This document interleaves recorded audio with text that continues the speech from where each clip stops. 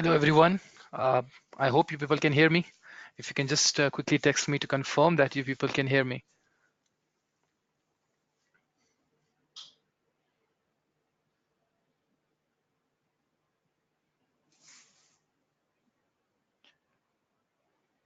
Okay, let's start then. In previous lectures, it was discussed that there are three key stages in strategic planning model proposed by Johnson, Scholes, and Whittington. The first stage of any strategic planning model is the analysis of an organization's strategic position, both with respect to its external environment and with respect to its internal environment. That is looking at its strengths and weaknesses, and also looking at the things happening in its environment, whether it's political conditions, economical conditions, socio-cultural, technological, legal. So whatever is happening around it, around any organization, and what's happening inside the organization, so that it knows that where it is standing at the moment against its environment. And then it looks for different strategic options which will help the organization to move from its current strategic position to the strategic position that it desires to go to in the future. So different strategic options, and there were different strategic options like the growth matrix proposed by Ansoff. Then there was BCG, the Boston Consultancy Group matrix, for different types of products. It proposed different strategies. So there were different strategic options. The Porter generic strategies, like the focus one and the differentiation one, the cost leadership one. So different strategic options were there, which any organization can choose in order to grow. Once the organization has chosen a particular strategic option, then comes the third stage called strategy into action. That is, you have to put that strategy into action. You have to implement that strategy into your organization. But that's not a straightforward process. It may need changes. It may need changes to your organization. And in order to do those changes, you have to study different things about your organization so that you can make changes accordingly. So the very first thing that can come in the way of implementing a particular strategy will be the organizational structure itself. We have to know what is the existing organizational structure, and then we have to match it with the new strategy that we are going to implement. So most of the times, the strategy may be such that it may be implemented in the existing structure. But at times, you may come up with a strategy that may require us to change the organizational structure as well. Now, it means that there will be times when the organization has to choose between the new strategy and its existing structure. And it depends on the organization that it chooses. What does it choose? It depends on its situation. Sometimes it may be more important to continue with the existing structure and then changing the strategy. The other times it may be more important to impose the new strategy, and it may be the question of its survival, and it may see its survival only in a particular strategy, and it cannot afford not to implement that strategy. So it may have to change its structure if that structure is coming into the way of that strategy. So it's very important that we know that what different organizational structures are there, and which of the organization structure the company is currently having, and what changes should be made to this organization structure so that the new strategy fits into that new organizational structure. So let me give you an example. For example, if any organization that is looking for geographical expansion, and it is looking for expansion into different geographical markets. It may be different cities of the same country, or it may be a new country, a country in the same region, or it may be a totally different region of the world. So if you and if the organization thinks that this expansion strategy is the only way for its sustainable growth, then it has to implement the strategy. But what if this organization is having a simple or entrepreneurial structure, that is, it is being headed by a single owner who looks after everything. So you know that if any organization that is being governed or that is being managed by a single individual at the top of the organization, it will always have this limitation of expansion. It cannot expand beyond a particular size. So this will be the time when the organization will have to rethink about its organization structure if it really needs to go for that expansion strategy. So it has to change its organizational structure so that it adopts that new strategy. So that's why it's very important that in the third stage, when we are implementing a particular strategy, we should know what organization structure do we have and what is the best organization structure for the new strategy. So one of the structures is that simple entrepreneurial structure in which the organization is being led by a single individual.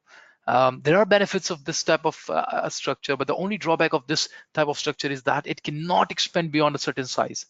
But there are other benefits. The control will be the single person, so it will make the decision-making process very quick because there will be no consultation, there will be no discussions whatsoever. So one person has to take the decisions. It will be too easy to do that.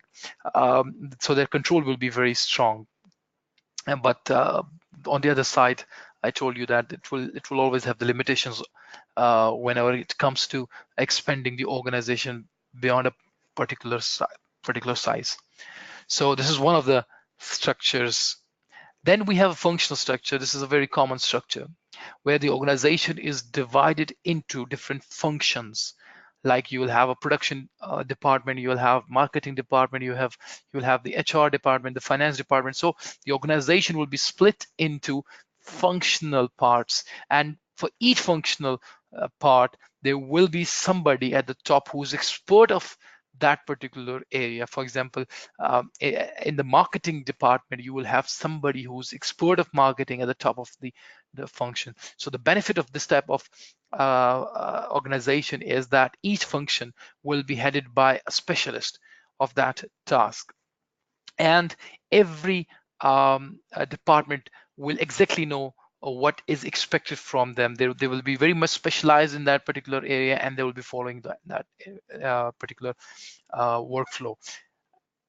And second, the other benefit is that since the structure will be a bit tall structure, so there will be a clear progression for the managers. They can perform, they will know that if they perform, they can move towards the next level.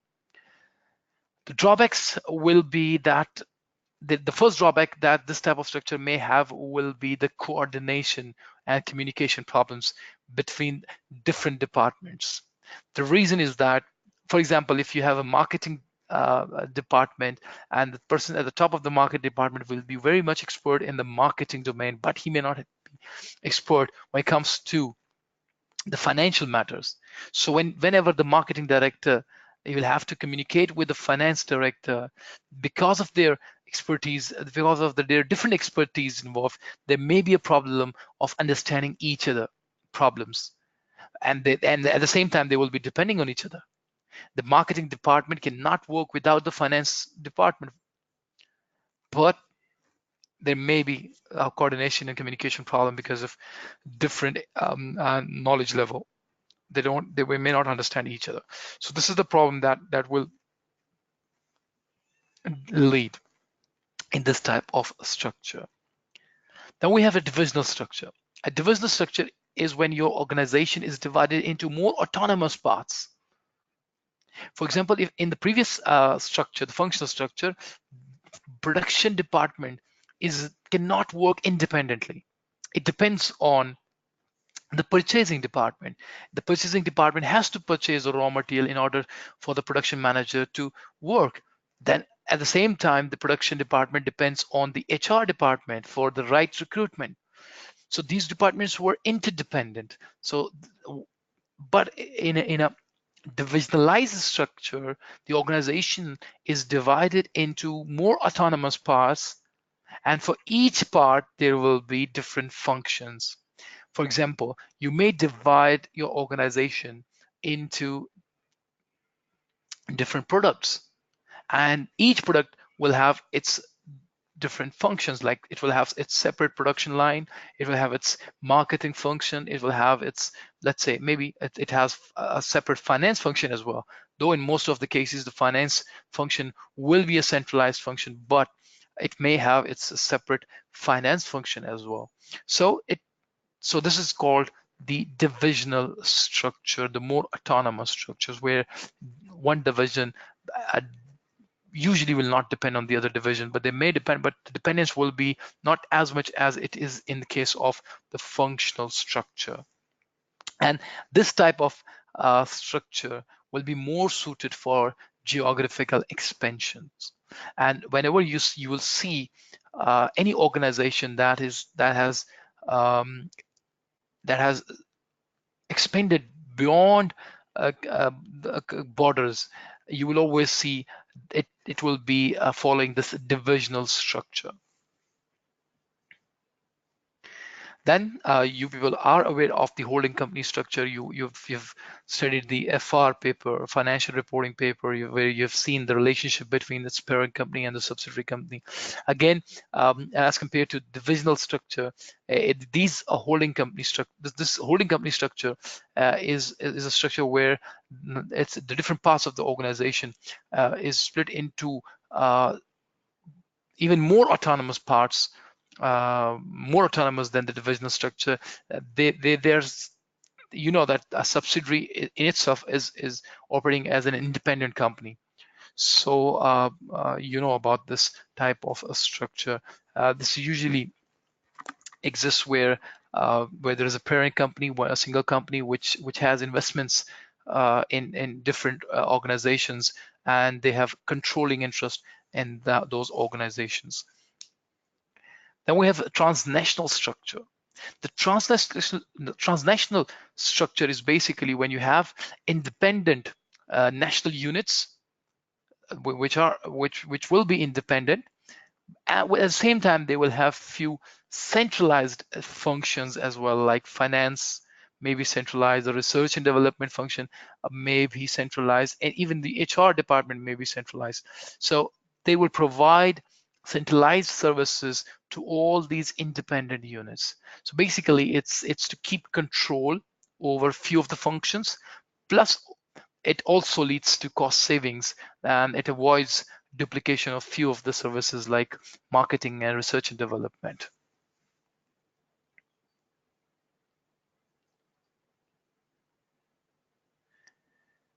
So here we go. We have a question, sir. This subsidiary will be parent for the subsidiary. Yeah, Ozai. It's just for an example. One subsidiary, and then that the same subsidiary may have investments, more than 50% investments in any other company. So that other company will become the subsidiary of the subsidiary.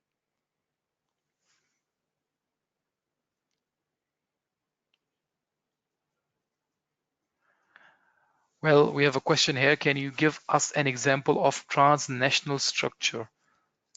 Well, the example will be like if, for example, if you take any company, and let's take an example of Apple. You see that irrespective of in which country you buy Apple cell phones, you will see the same design. So you won't see the different designs. What does this show? This shows that the research and development department is a centralized department. That's why you see the output of that research and development in a uniform design. So when any organization, it sells the similar type of product with the same design and same features across the world, it means they have a centralized research and development department. Otherwise, if they will have different research and development departments in different parts of the organization, then you will definitely see different designs coming up, different features coming up, because if they have different research and development departments in every country, then it means that they are coming up with different, very customized products that will be as per the local requirements. So yes, you can say Nike, Coca-Cola, the Apple, even Samsung.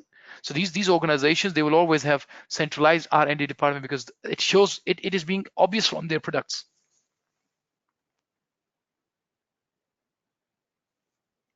So then we have a matrix structure. A very interesting structure. In a matrix structure, um, the organization is divided in two directions: the vertical and the horizontal. There may be a horizontal division of the organization into different functions, and at the same time, the organization will be divided vertically into different products. So if you look at this chart in front of you, the matrix in front of you, you can clearly see that this organization has different functions horizontally: production department, sales department, finance department, distribution department, R&D, and marketing department. And for each department, there will be somebody at the top of this organization. So it's functional division if you look at horizontally. But if you look at vertically, you will see it's a divisional structure. So you will have product manager. You will have the organization divided into products: product A, product B, and product C. And here the leader of this product will be the leader of product A only. So you'll be looking after product A. But if you look at this, there will be a production department, and the head of this department will be responsible for the production activities of all the products. So what will happen is that the person working at this point will have two bosses. He will be reporting to production department. He will be reporting to the head of the production. At the same time, he will be also reporting to the product manager A. So all these intersections, the people working, the staff working in at these intersections will be reporting to two different bosses. So the production department head will be responsible for production activities of all departments or all products. And product manager, he will be looking after all the functions, but only limited to his product. So one of the problems, obvious problems that will arise from this structure will be the conflicts. The staff working here will not be able to prioritize the commands of these two heads. So it may lead to conflicts. But the plus point of this structure will be that all the production activities will be monitored by someone who's expert of production. At the same time, each product will be headed by someone who's expert of that product only. For example, you may have an organization that produces cell phones. So you will have someone who's expert of producing cell phones or expert of dealing with the cell phones here. And then the same organization may be producing tablets and then laptops. So each of the products will be headed by the experts. And at the same time, the production department, the person who's expert in production activities, will be looking after the production of all these three products. So this is called a matrix structure. And one of the other benefit of this type of structure is that if, let's say, in a particular time of the year, the product A needs more staffing, and at the same time, there may be possibility that it is an off-peak time for product B. Since these production workers, they are being under the production manager, or whatever, whoever is at the head of this department, this manager will easily shift workers from one product to another product as per the requirements. So flexibility with staffing will be more in this type of structure. Now, if we have a divisional structure where the whole division is being headed by a single individual, it will be difficult to move staff from one division to another division. So this is one of the benefits of having a metric structure, but at the same time, it will be complex to operate. As I told you that there may be conflicts of between the two different types of managers. So this is the matrix structure. So why we have studied these structures, that I told you at the start that we must know what existing organization structure we have, what type of structure we need for the new strategy to be implemented, and then we look at how we can change the existing structure to the new structure. Then we have the centralized and decentralized structures, and you people are aware of this, so I won't go into details of centralization and decentralization. So if you people have any questions with regards to centralization or decentralization, I will just quickly respond to those questions. Otherwise, I'm going to move forward because this is a very general topic that you've been through in your previous exams as well. So I'm not going into details of this topic. So is there any question?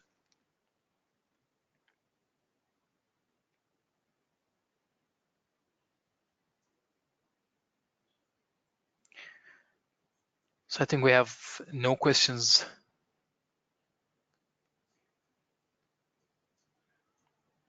Okay, let's move forward then. Now let's quickly go through different management styles when it comes to operating any organization. It's these are the three different styles operated by different styles of managers or strategic management. The first is the strategic planning style, the second one is the strategic control style, and the third is the strategic financial style. Strategic planning style is when the top level management, they come up with a plan for the organization, and then they ensure that the plan is adhered to, it is being followed. So they come up with a plan themselves. Whereas in the strategic control style, they let the managers at the operational and technical level to plan for their part of the organization. And once they come up with a plan and the strategic level does not see any problems with that plan, they just approve the plan, but then they make sure that the plan is being or work is being done in accordance with the same plan. So they let them plan, but then they make sure that the plan is implemented. So they basically, they are more in controlling mode than the planning mode. And in the third one, it's where they let the managers plan for themselves, let them control themselves, but the strategic level ensures that all the financial objectives are being met. So they do not plan for the organization. They do not control the activities very closely. The only thing that they will make sure is meeting the financial objectives. For example, they may set a target for profitability, and they let the manager come up with the plans, control their activities, but they may ask that this is what they need at the end of the day. They need the profit target to be achieved, and the rest should be up to the managers. How they plan, how they control it, they should do it themselves. But at the end of the day, they should meet the target of profitability, or they may be restricted within a budget, that you have to carry all these tasks within a defined budget. So this is called financial control style. But the management needs to be very careful about selecting the style of the management, because if you don't have more competent people at the lower level, you cannot apply the financial control style, because they may not be competent enough to plan for the organization and then make sure that they work in accordance with the plan. So it depends on what type of lower management, how much skilled lower management you have, and then accordingly you will select the style of your management. Then these days we are seeing the collaborative working style of different organizations. So one of the collaborative working style is the hollow organization. In a hollow organization, an organization outsources its non-core processes, something that they may not be good at, or something that may not be giving them a competitive advantage. They may outsource those processes, and they may keep those processes with themselves that they feel will give them competitive advantage. For example, they may outsource their HR department. They may outsource their IT department if they think that the IT department may not be giving them competitive advantage. So they may outsource those processes that they are not that are not giving them competitive advantage. But they may keep research and development department with them because they may feel that the research and development department is something that allows them to gain competitive advantage by coming up with new features. So they cannot outsource the research and development department, so they may keep the research and development department with them. For example, at the moment I am using the HP laptop, and I can clearly see that it uses the Intel motherboard and processor. At the same time, I can also see they are using the Bang Olufsen's speakers. So HP may feel that they may not come up with better speakers than Bang Olufsen. So why wasting time on producing the speakers, which the feature of which feature is not giving them competitive advantage? So they may have let the Bang Olufsen develop these or produce these speakers for them. So the HP may be spending a lot of time on coming up with the design of the laptops, which they may think that will be giving the competitive advantage. So this is called hollow organization.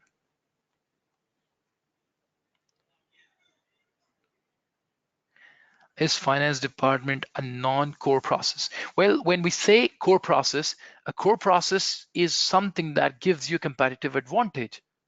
It's something that differentiates you from others. Now, if you outsource the same department to someone else, you will lose the competitive advantage because your competitor can even take that service from that organization. So that's why. So when you're saying that whether finance department is a non-core process, finance department will usually be kept within the organization because of the confidentiality involved. So it may not be willing to outsource its finance department. We can't say finance department will be something that gives them the competitive advantage, but yes, because of the confidentiality involved, because the financial numbers, organizations will always be sensitive with the numbers attached with the finances. So they may not outsource the finance department, but they may outsource HR. They may outsource the IT department if it's not a core competitive, which is not responsible for any competitive advantage. So they may outsource these departments.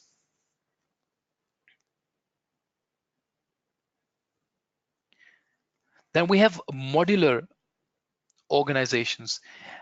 Modular organizations, they usually outsource all the components that they're using in their product. And what they do is they outsource these components, but they keep the assembly line with themselves. So whether they buy different components and then assemble them to give it a new look by assembling them themselves. So that's called a modular organization. Usually, these type of organizations will be in high-tech industries, like aircraft manufacturers. They'll usually do this. They will buy seats from somewhere else. They will buy the cockpit equipments from somewhere else, the engines from any other company, and then they will assemble all these parts to manufacture an airplane. So this is the modular organization. And then we have network organizations.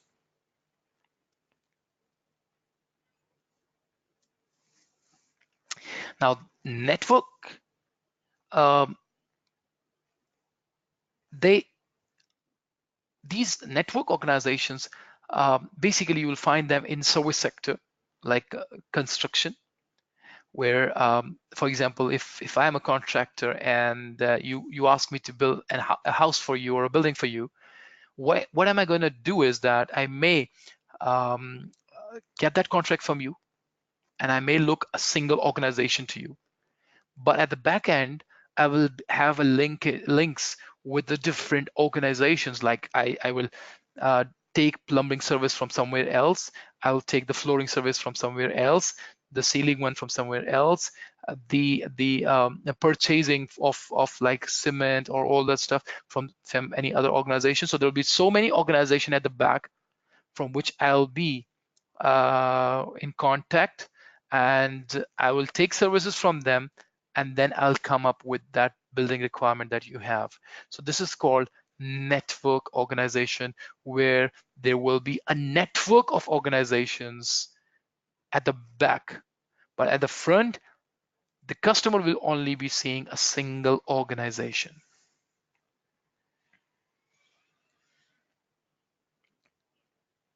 Yeah, like construction industry, it's very common in the construction industry to have this type of structure.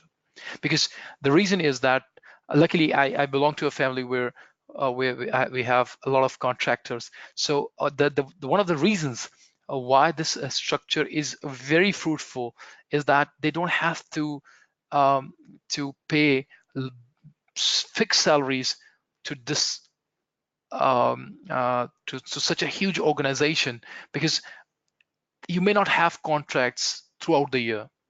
So there are slack periods, there are periods where you may not have any contract at your disposal.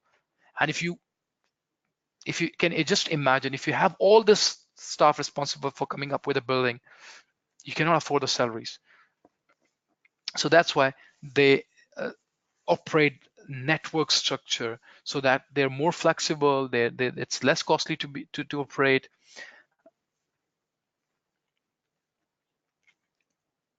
Then comes outsourcing. Again, I won't go into details of this topic because this is a this is a very common topic. You're familiar with our topic. You have heard a lot about this topic in your in your performance management paper F5. So I will just take questions if you people have any questions about outsourcing. You know that outsourcing is that when you hand over any of your work to somebody outside the organization. So usually we do it when we have to outsource any non-core area, or we have a peak time where our existing capacity is not enough to tackle the demand. So we go for outsourcing, or when we don't have enough capital available at our disposal to install machineries. So we just outsource those tasks to other organizations. So if you people have any questions about outsourcing, I will answer them. Otherwise, I'll just move forward.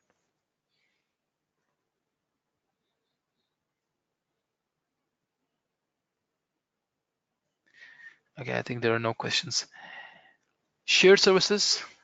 Shared services, again, when your organization is spread and it's big in size and it has different divisions, or it may have different subsidiaries operating.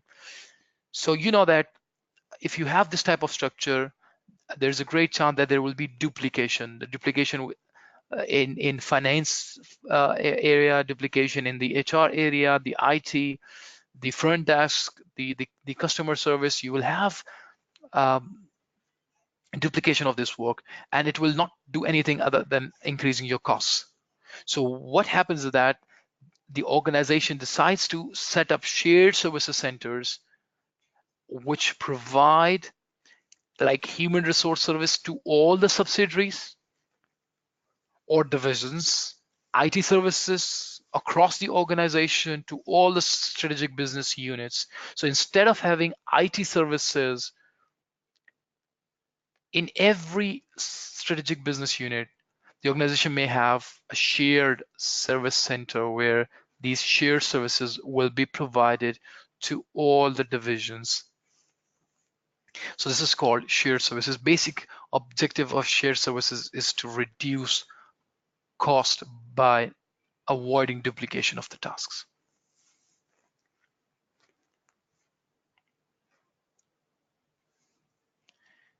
So there are advantages and disadvantages. Just go through the handout. I don't think they will be difficult to understand.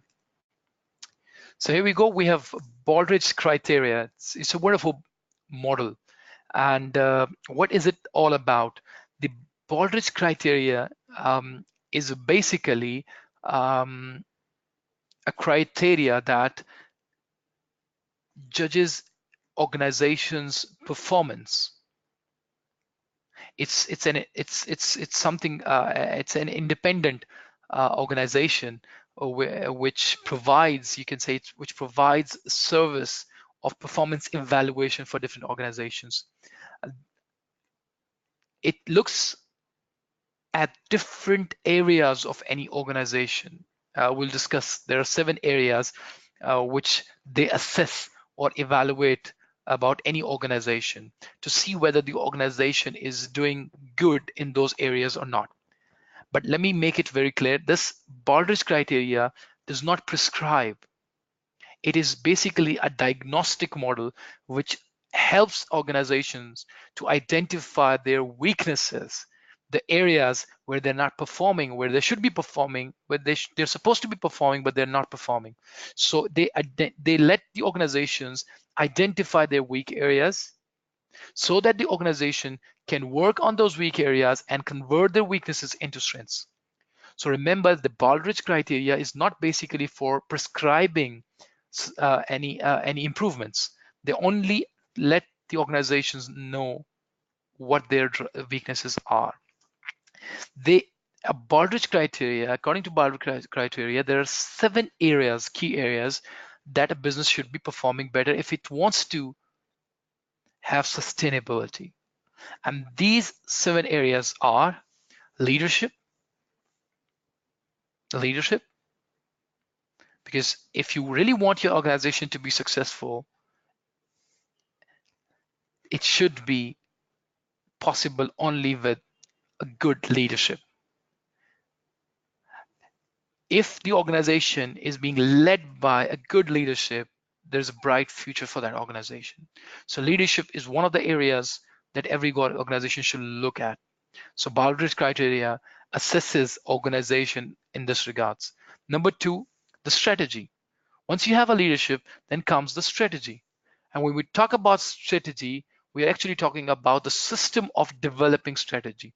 So what Baldrige criteria does is that it analyzes an organization's ability to come up with strategy. So it analyzes the strategic development process of any organization, whether the organization has a sound procedure or process of developing new strategies.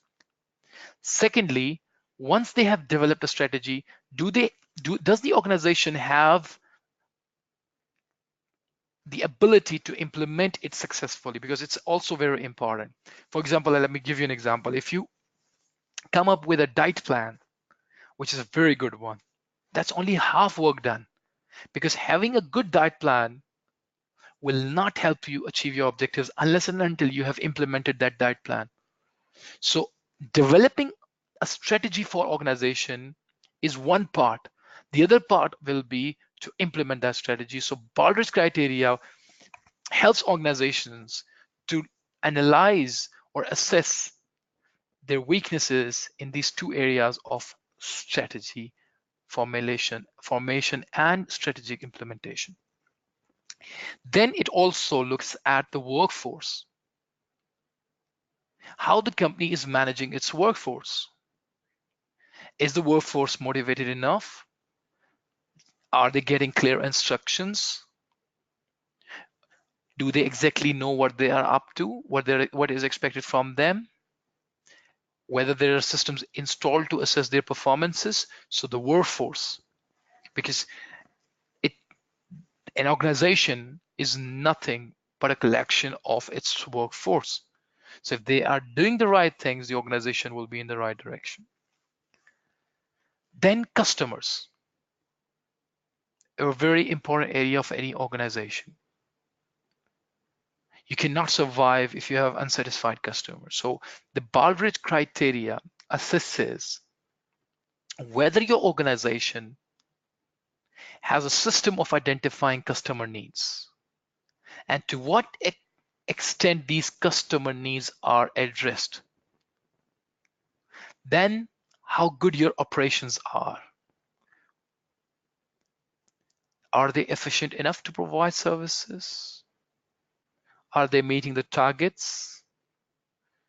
Do you have a criteria of assessing different operations, whether they are doing what they're supposed to be doing? So these 5, and then another area is measurement, analysis, and knowledge management. So do you have a performance measurement system? Do you have the ability to analyze different things and find out the weaknesses? Do you have a sound knowledge management system? It's a very important area, knowledge management, for every organization. You know that people come, they join the organization, and they leave the organization.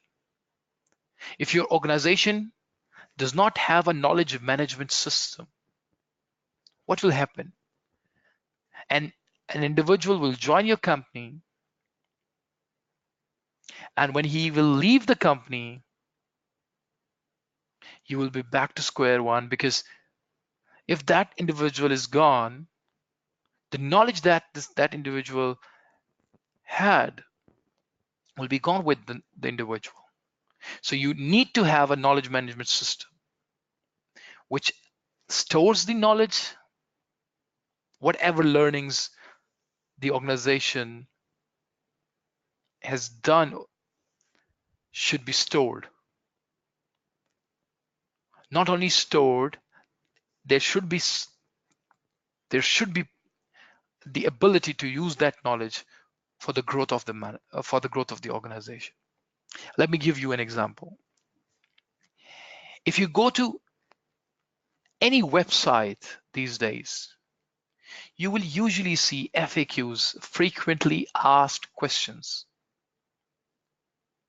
So, and if it's a very good organization, you may not feel the need to talk to a real person to get your answers. You'll just go to the FAQ section, and there's a great chance that you will get the answers to your questions.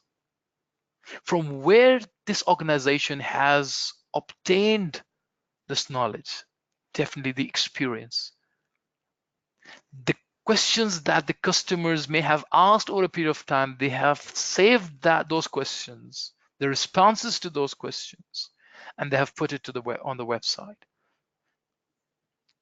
So if you have a 3 years or 4 years knowledge base, it's most likely that there may not be a requirement for any customer to talk to a real person. They will get their questions from the website. And this is called knowledge management. So what Baldrige Criteria does is that it analyzes your ability in this regard. It looks at whether you have that knowledge management system that not only stores information, but makes it beneficial for the organization as well. Because if you have a knowledge, like if your wardrobe is full of dresses, but you cannot wear them, you don't wear them, so it won't help you. It's for no benefit to you. So storing knowledge is one aspect of knowledge management. Then using the knowledge for the benefit of the organization is the other aspect. Then the last area, results. Now, whatever you are doing in these areas, at the end of the day, you need results. Let me give you an example.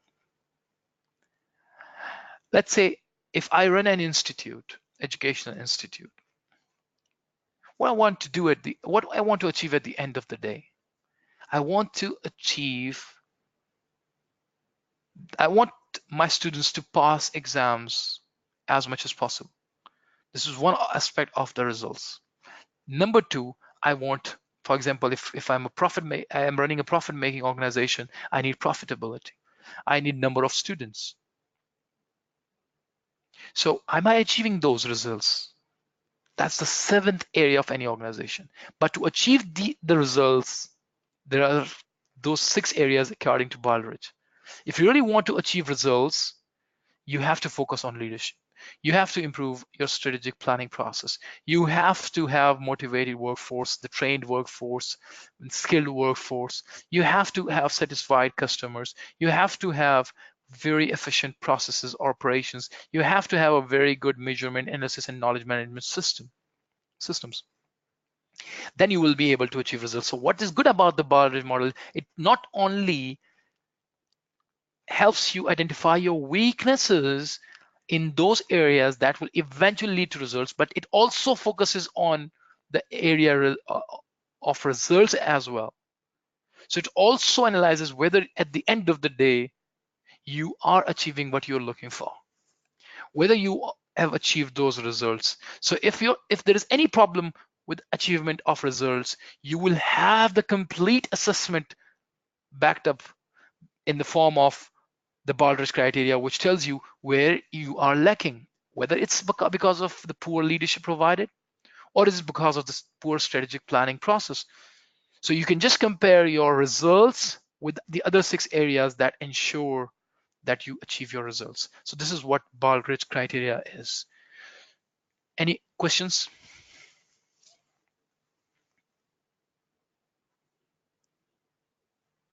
Any questions?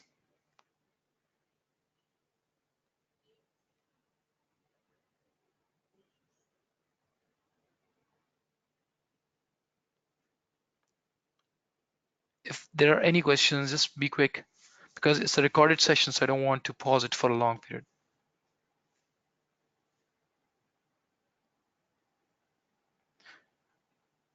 Okay, I think there are no questions. So let's move forward. So I've discussed these 6. So now we've discussed the areas that the Baldrige criteria assesses for any organization. Now, from what dimensions does it look at these 6 criteria? Number 1, the approach. Well, if you want to do anything in this world, your success will depend on the approach that you're using. Let me give you your example. If you are looking for passing any subject, let's talk about SBL. The very first thing that will ensure that you succeed in this exam will be your approach of study while you're studying, and then your approach of attempting the exam itself. In the same way, in those 6 areas identified by the Baldrige criteria, they will assess the approach used, the approach of leadership, the approach towards strategic planning, how you identify your strategic options, what approach do you have, whether this approach is good or not. Then deployment, how consistently you are doing what you are doing. Learning, so how well you are learning from your experiences and how you apply that learning to improve. So for example, if you were trying to implement a strategy, let's say, and then you found that the strategy will not be possible because your organization structure does not allow you to have that strategy and you cannot change that structure. So this has given you a learning that first look at what your organization structure is and then come up with any strategy. Otherwise, you'll just waste your time. So how well you are learning from your experiences. And then integration. It's a very important area for every business to have an integration, especially between the areas that need coordination. So is your IT department aligned with your marketing department wherever it is required to be aligned? Purchasing department linked with your production department, because your purchasing requirement will depend on your production requirement, and your production requirement will be linked with your sales demand. So whether there is an integration. So these are the 4 dimensions in which Baldrige Criteria will assess any organization's performance in those 6 areas.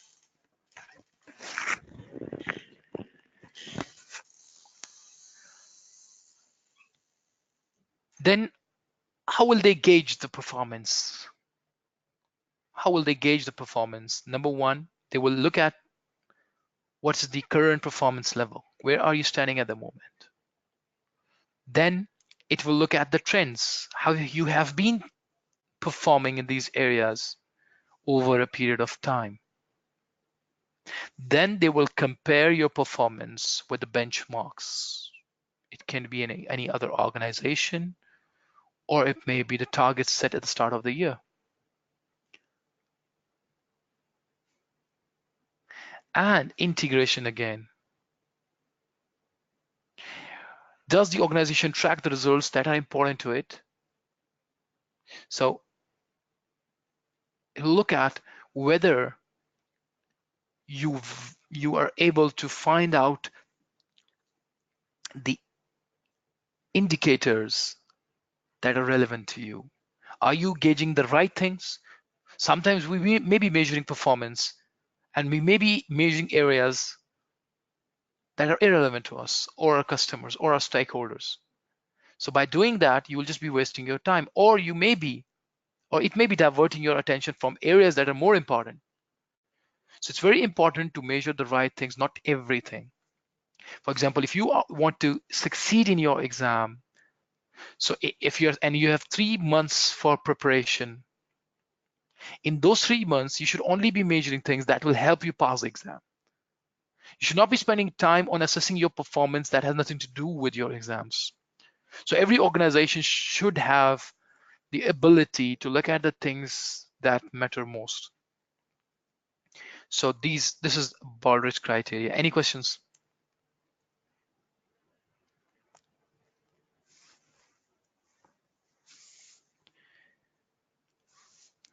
Okay, then we have Johnson et al. Proposing a model which will help any organization to make changes to itself required.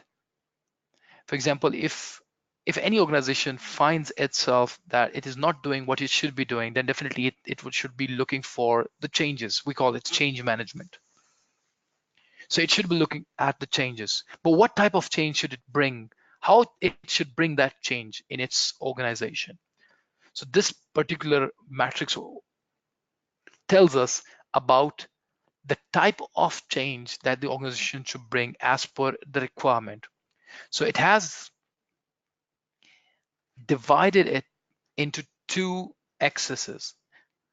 Number 1, the nature of the change, and the other is the scope of change.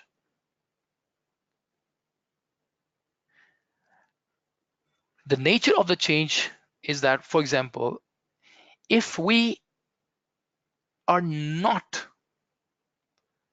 in a hurry,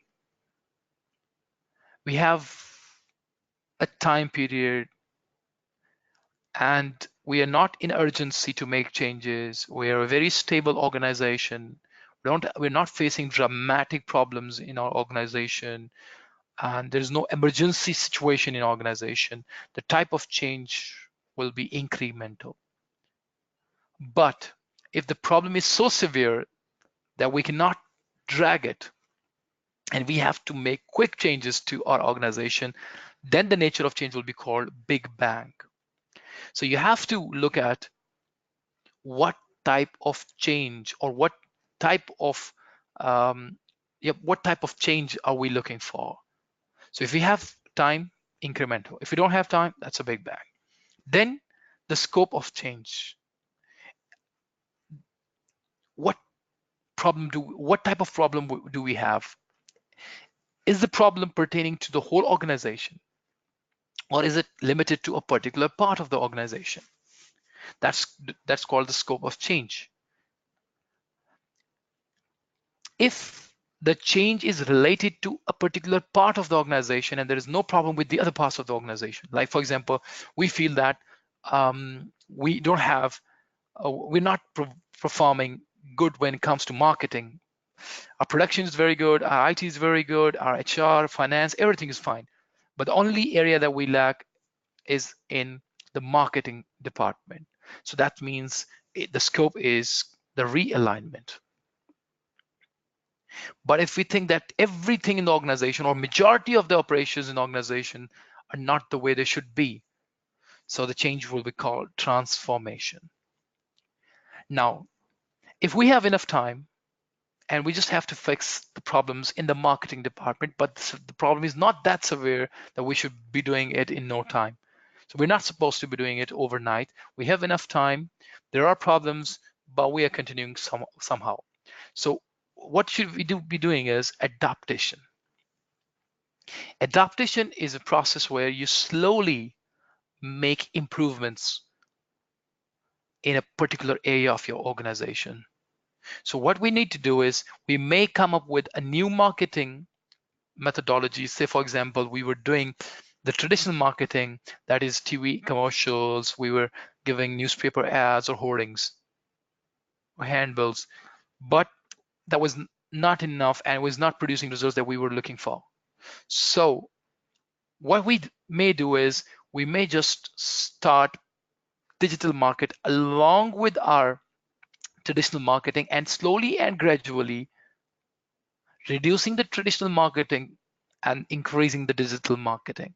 This will be a slow process, but a less riskier process. And we will continuously be checking whether the new strategy is producing the results or not. So this process is called adaptation, which is slow and limited to a particular area of the organization. If the same problem is in all parts of the organization, but we have time, we're not in an emergency situation, then we will do evolution. We'll do the same thing in every organization, every part of the organization. We'll make slow changes and we'll make improvements to the processes. And we'll try to evolve or try to come up with a new strategy over a period of time. Instead of leaving everything that we are currently doing and doing altogether new things, we're just trying to improve things continuously. That's called evolution.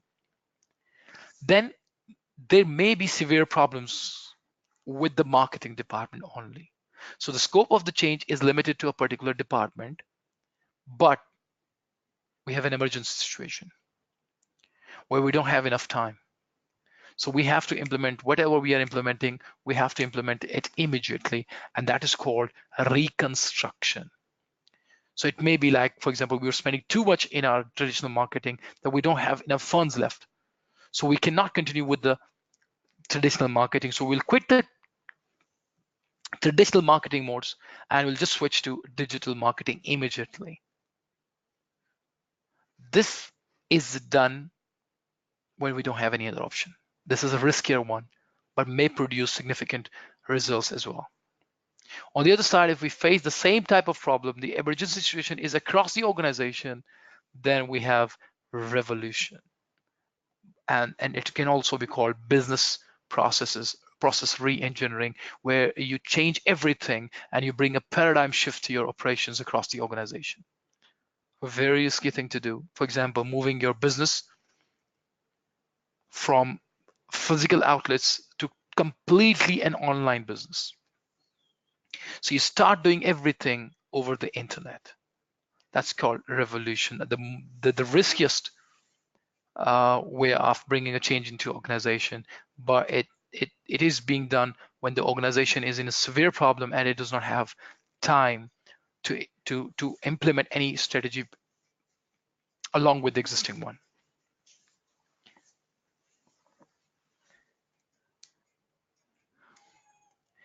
Popat model, a very good model. Again, what is it? It stands for P stands for people, O stands for organization, P again stands for processes, and IT stands for information technology. This model is basically when a business is bringing or organization is bringing a change in its its in its organization. According to this model, it says that there are 4 key elements or 4 key factors that you have to consider before bringing a change into organization. The number 1 being the people. Whenever you bring a change into any organization, you will face resistance from the people working in that organization due to different reasons. One of the reasons may be job security.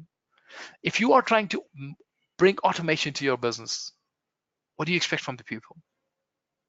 They will definitely see their jobs in danger and they will resist that change.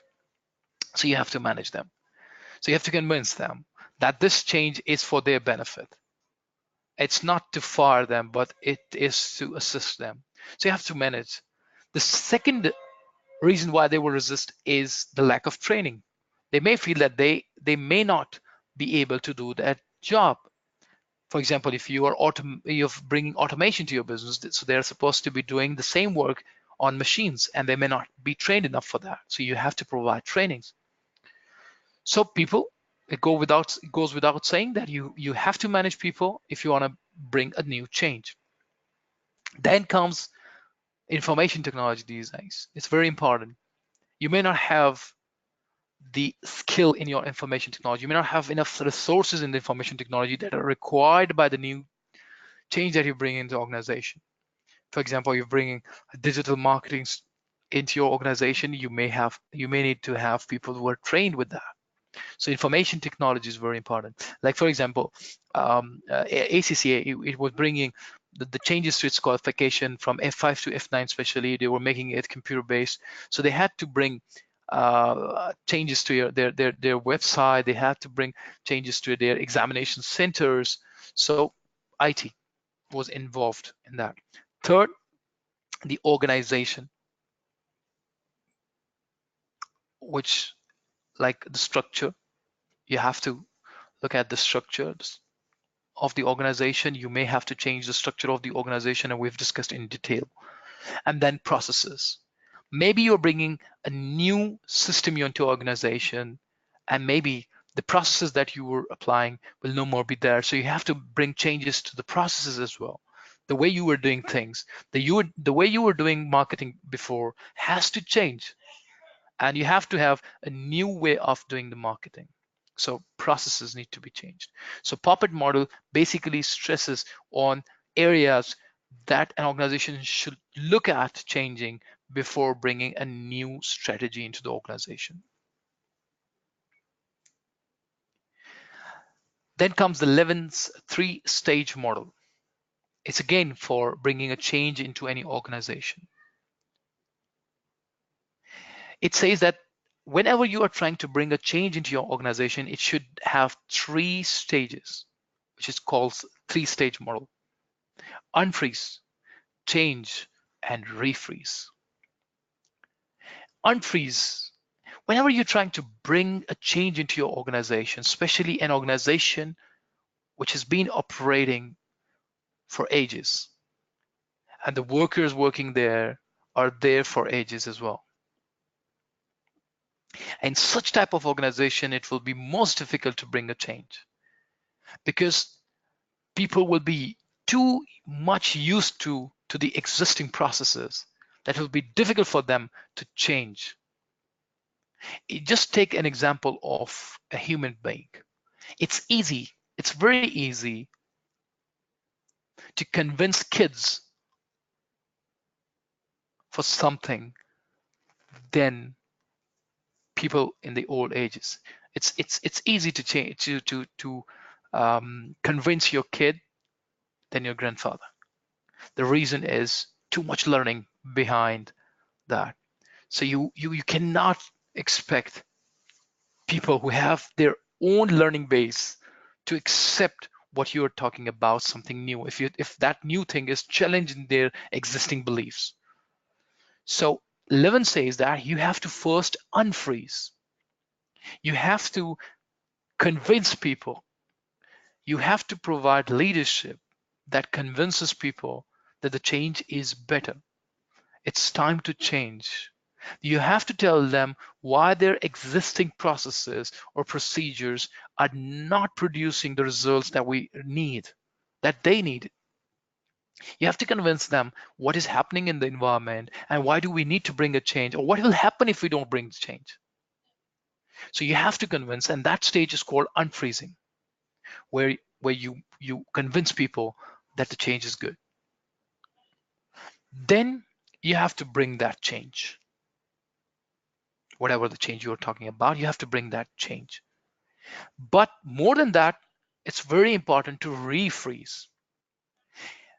If you don't do this, people may go back to their previous beliefs, because whatever change you bring may not produce the desired results straight away. And when people who have made up their mind for the new change, but they're still somewhere in their minds, they have that previous process, those previous processes in their mind, and whenever they see that the new that the change has not brought the improvement that they were looking for, they may go back. And the rephrase stage is very important. You have to refreeze the change by, let's say, by encouraging people, the people who are following the new change. You have to encourage them. You may have to pay rewards. You have to reward them for adhering to the change. You have to present them as role models for others continuously, and then you have to continuously motivate them that the change will bring the desired results, and which will take some time. Let me give you an example. If you have to rehabilitate a drug addicted person, what will happen? First, you have to convince him that he needs to change. He needs to leave this addiction, drug addiction. It's killing them. It's killing him. So you have to convince them. And then once he gets convinced, you have to hospitalize him. You have to send them to a rehabilitation center where care should be taken in the time span when the addiction, they will be removing that addiction. Once that stage is over, and you have to bring them and you have to set a new routine for them so that they get involved into new routine. For example, you may want to keep them busy so that they don't think about what they were doing previously. So this stage is very important. Otherwise, they will go back to their earlier routine. So the 3-stage model is basically for implementing a change successfully. Any questions?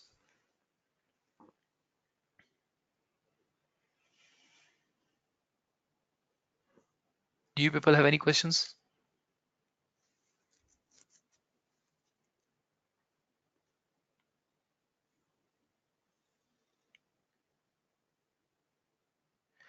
Okay, then we have a last model, Hartman's process strategy matrix. Again, it's for bringing change to the organization, and it's basically for improvements. Now, if you have any problems with your existing process or processes, what should you be doing? This model is basically to guide you what decision you should be taking about the fate of any particular process. You may outsource, you may improve the same process, you may automate the same process, or you may automate/outsource. So you've got these options, but these options will depend upon the complexity involved in the process and the strategic importance of that process. And when we talk about strategic importance, is basically whether this process gives you competitive advantage or not. When you do this, does it give you a competitive advantage? So now, if the process is complex, highly complex, it will be difficult to automate, because you can only automate things that are straightforward.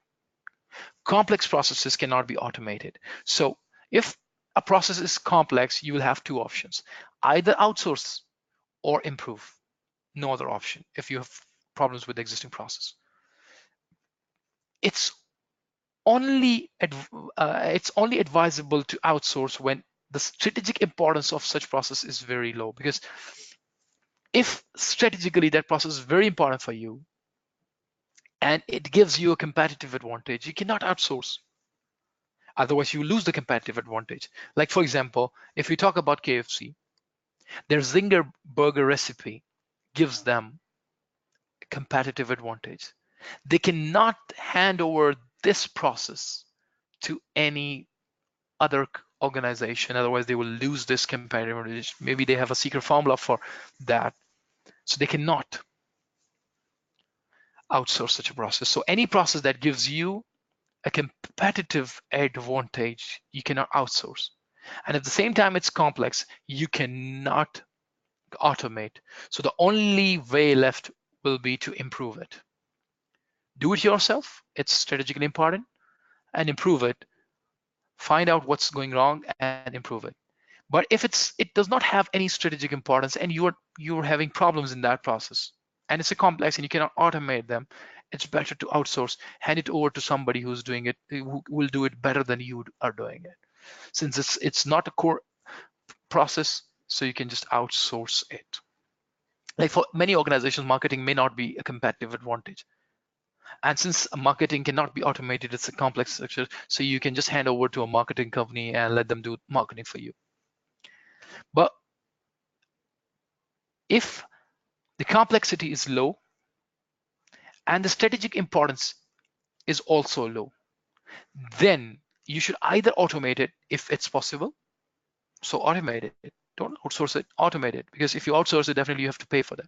So automate it if it's possible. If not, then you may outsource it because it's simple and it does not have any, it's not a core process for you. So outsource.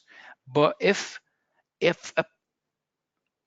process is of high strategic importance to you, but it's simple to do, then you can just automate it. You can just simply automate it. For example, ACCA, if ACCA wants to check the student copies, but if they find that there are problems with checking the copies, so it will be difficult for them to outsource them because of confidentiality and all the other issues. So what they can do is they can just simply automate it, because if you talk about MCQs, checking MCQs isn't that complex. So it can be easily automated, so they have done it.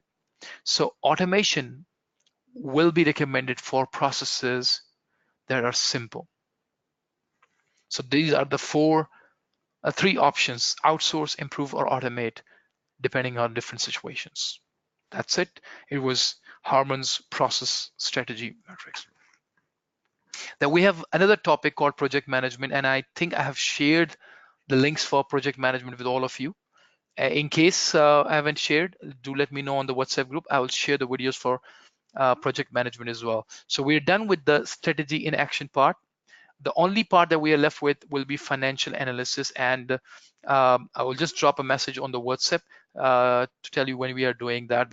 But it won't be taking much time. It will be early an hour session in which I'll just be giving a quick recap of NPV if you people want me, because in the financial analysis side, the NPV calculation is going to be there, and it will be purely as per your financial management syllabus. So it won't be that complex. It will be whatever you've studied in the NPV side in your financial management paper.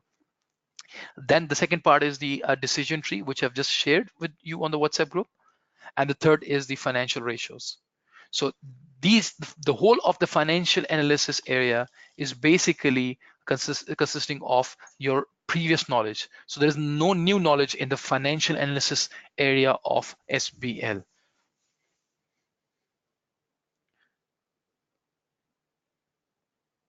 So if you people have any questions, let me, I will answer if you have any questions.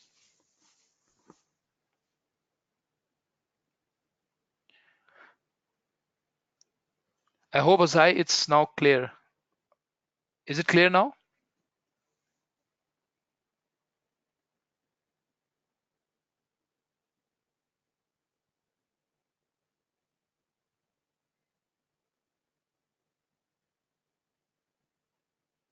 Do you people have any questions?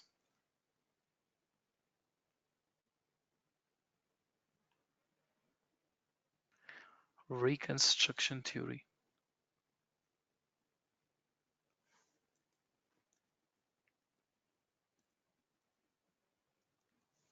Reconstruction is where you only have to look after a single department, process, or function. That is, you only have a problem in a particular part of your organization, but you don't have enough time. So you have to bring the change immediately, but that change will only be limited to a particular part of the organization, not across the organization. You may have a problem with your IT department only, but you don't have sufficient time to slowly improve it. So you'll just have to bring the change immediately. Whatever change you're bringing, you have to bring it immediately because you don't have enough time. But that change will only be limited to one of the departments. That's called reconstruction. Is it clear?